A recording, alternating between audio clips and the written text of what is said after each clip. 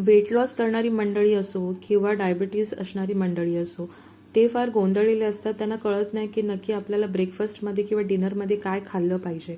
तर आजची रेसिपी त्यांच्यासाठीच आहे, तर शेवटपर्यंत नक्की बघा. तर चला तर मग रेसिपीला सुरुवात करूया. सर्वात प्रथम आपण एक छोटी मध्यम आकाराची कढई घ्यायची आहे. त्यामध्ये 1 चमचा तेल घ्यायचं आहे.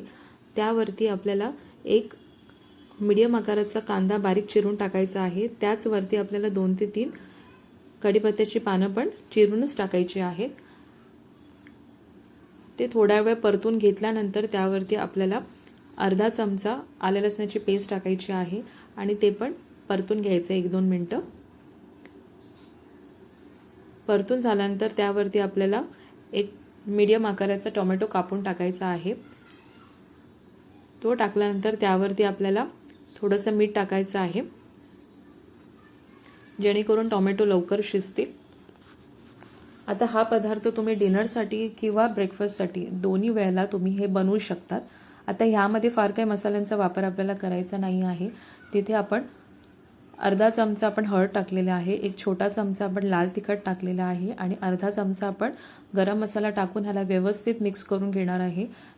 त्यानंतर त्यावरती तुमच्या आवडीनुसार भाज्या टाकायच्या आहेत. इथे मी थोडीशी शिमला मिरची, थोडंसं गाजर आणि थोडेसे वटाणे घेतलेले आहेत हिरवे. ते व्यवस्थित परतून घेतल्यानंतर त्यावरती आपण 1 वाटी किंवा 1 कप ओट्स घेतलेले आहेत आणि ते व्यवस्थित आपल्याला 1 ते 2 मिनिटं ह्या सगळ्या मसाल्यांमध्ये परतून घ्यायचं व्यवस्थित. ओट्स आपल्याला मसाले ओट्स बाहेर पण मिळतात, पण नेहमीप्रमाणे त्यामध्ये प्रिझर्वेटिव्ह असल्यामुळे त्याचा तुम्हाला फायदा होतो की तोटा होतो हे आपल्याला माहिती नाही आहे.